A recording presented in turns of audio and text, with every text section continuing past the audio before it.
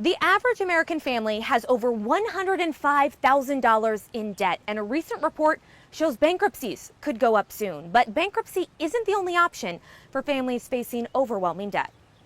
I thought just doing all my own research was the only way out of this was going to be bankruptcy. About 4 years ago, Steve Lundberg realized his debt was a big problem. He'd bought a fixer-upper house, but expenses were more than he anticipated. And all of a sudden, like an HVAC goes out, and that increases the debt that's on top of the stuff that I already knew, like I was taking on at the moment. I got into like $30,000 in debt. A recent report shows bankruptcy filings could be on the rise soon, thanks to increased concerns about the economy. Legal Shield's bankruptcy index suggests filings this summer could spike to a level not seen since the start of the COVID-19 pandemic. On top of bankruptcy, we're seeing similar increases in requests for legal services and things such as billing disputes, collections, contract disputes.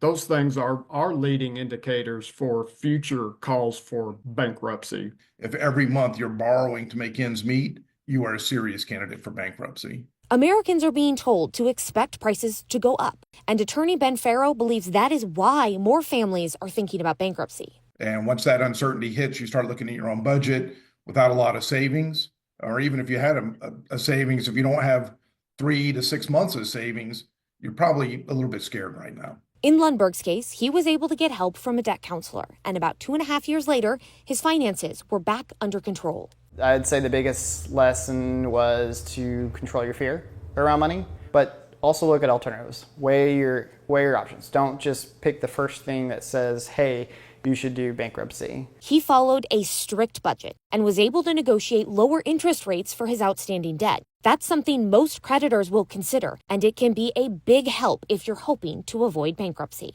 Some debts, like alimony and child support, can't be discharged with bankruptcy. Student loan debt might be able to be included, but only in very specific circumstances. Stephanie Liebergen, Scripps News Group, Olathe, Kansas.